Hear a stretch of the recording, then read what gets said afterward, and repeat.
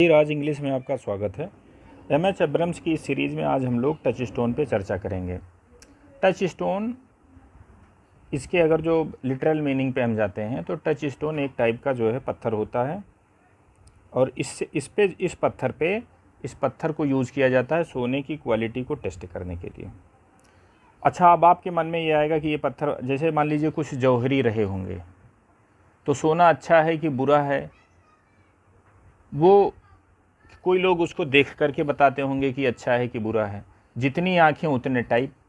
तो हुआ क्या होगा, हम एक कल्पना करते हैं कि हुआ क्या होगा कि एक मानक बना होगा कि चलो एक पत्थर ये रहेगा, इसी पे जो है घिसा जाएगा, या इस पत्थर को घिसने के बाद और मुझे पता चल जाएगी कि अशुद्धि कितनी है, अशुद्धि कितनी नहीं, मतलब प्योर सोना कितना है और इसमें डस्ट कितना है।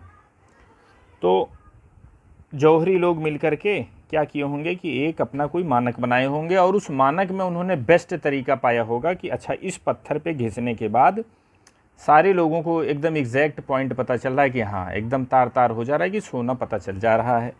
तो अब ये एक मानक बन गया। मानक क्या बन गया, अब जैसे सोने को टेस्ट करना है, मान लीजिए मुझे उतना अनुभव नहीं है, मुझे पता चला है कि हाँ, इसी पे घिस दो भैया, इतना पता चल जाएगा, इतना डस्ट निकला तो इस हिसाब से ये सोना इतना प्योर है, या ये डस्ट ज़्यादा निकला तो ये सोना आपका कम प्योर है।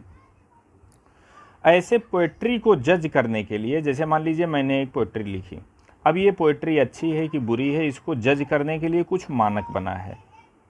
अच्छा, जैसे ये मानक टच स्टोन का जो ये मानक था, मतलब ये जो पत्थर था, इसको बनाने के लिए क्या जौहरी लोग आए थे।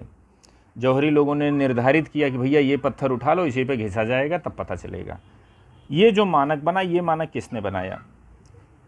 ये टोटल जो है, कहने का मतलब विचार तो है अर्नाल्ड का, लेकिन अर्नाल्ड ने मानक इसको बनाया तो मानक उन्होंने बनाया दांते को, मानक उन्होंने बनाया होमर को, मानक उन्होंने बनाया शेक्सपियर को, मानक उन्होंने बनाया मिल्टन को।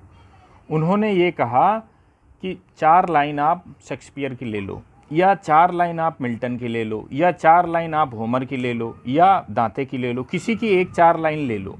आप उनसे अगर जो पोएम का कंपैरिजन करो, जैसे ये मेरी पोएम है, ये अच्छी है कि बुरी है, ये कौन बताएगा? तो ये जो दांते की 4 लाइन है, इनसे कंपैरिजन किया जाएगा।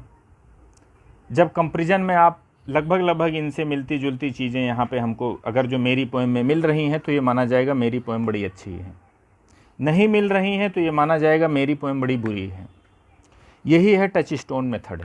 अर्नाल्ड ने यही मेथड बताया है कि अगर जो किसी की पोएट्री को जज करना हो कि वो पोएट्री अच्छी है कि बुरी है, तो जो होमर हैं, आपके दांते हैं, आपके शेक्सपियर हैं, आपके मिल्टन हैं, इन चारों में से किसी एक की आप लाइन को लेकर के आप उस पर जो है उनका टेस्ट करिए और पता चल जाएगा कि क्लासिकल वे में ये पोएम कितनी अच्छी है या रोमांटिक वे में ये पोएम कितनी अच्छी है।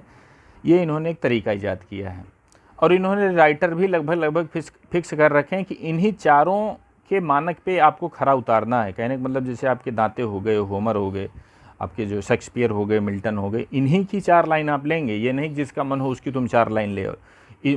मतलब अर्नाल्ड की नज़र में ये चारों महान थे, तो महान लोगों की 4 लाइन ले के आप उनसे जो है उनकी 4 लाइनों को कसौटी बना लो और उसी कसौटी के आधार पर आप टेस्ट करना शुरू कर दो। अब ये चीज़ अच्छी है कि बुरी है, ये चर्चा का विषय है। हालांकि टी.एस. इलियट ने इसका विरोध किया है, उन्होंने इसको ये तरीका बड़ा अच्छा नहीं माना है और वास्तव में भी देखा जाए तो ये तरीका बड़ा व्यवहारिक मुझे भी नहीं लगता है। क्योंकि जैसे मान लो आधुनिक टाइम में, आप मान लीजिए इस समय आधुनिक टाइम चल रहा है, आर्थिक युग है, अर्थ पे आप ज़्यादा फोकस कर रहे हैं, आपकी पोएट्री में उस टाइप की चीज़ों को वैल्यू ज़्यादा दी जाएगी। पुराने समय में उतनी ज़्यादा जो है आर्थिक युग उतना नहीं था, सोशल ज़्यादा था, तो जो सोसाइटी को वो लोग वैल्यू ज़्यादा देते थे। आज की डेट में कम्युनिकेशन के नए नए साधन आए हैं, उस समय कम्युनिकेशन के उतने साधन नहीं थे, तो जाहिर सी बात है पोएट्री में तो डिफरेंस आएगा। अब किसी के मानक को लेकर के किसी का जो है किसी की जो है चीज़ों को बताना कि वो चीज़ अच्छी है कि वो चीज़ बुरी है। अब जैसे गाने में आप ले लो, अब जैसे गाने में मोहम्मद रफ़ी के गाने बड़े अच्छे माने जाते हैं।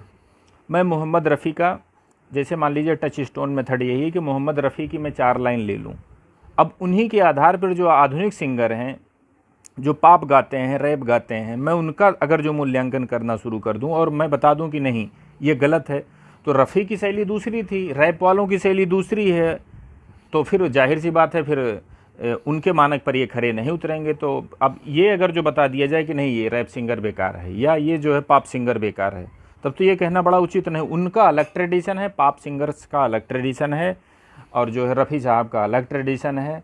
सबकी अपनी अलग अलग वैल्यू है। एक हिसाब से अगर जो देखा जाए, ये तुलनात्मक मेथड अगर जो आप अपनाते हैं, तो एक आप समझिए कि जो आधुनिक राइटर हैं आप उनकी इंसल्ट कर रहे हैं। चलो इस वीडियो में हम इसको यहीं तक सीमित करते हैं।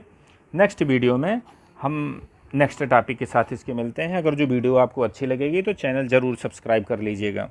और बाकी आप हमको बता सकते हैं कि किस टॉपिक पे, चाहे वो ग्रामर का टॉपिक हो चाहे लिटरेचर का टॉपिक हो, आप हमको कमेंट सेक्शन में बताएंगे तो मैं आपको नेक्स्ट वीडियो उसी पे प्रोवाइड कराऊंगा। थैंक्स।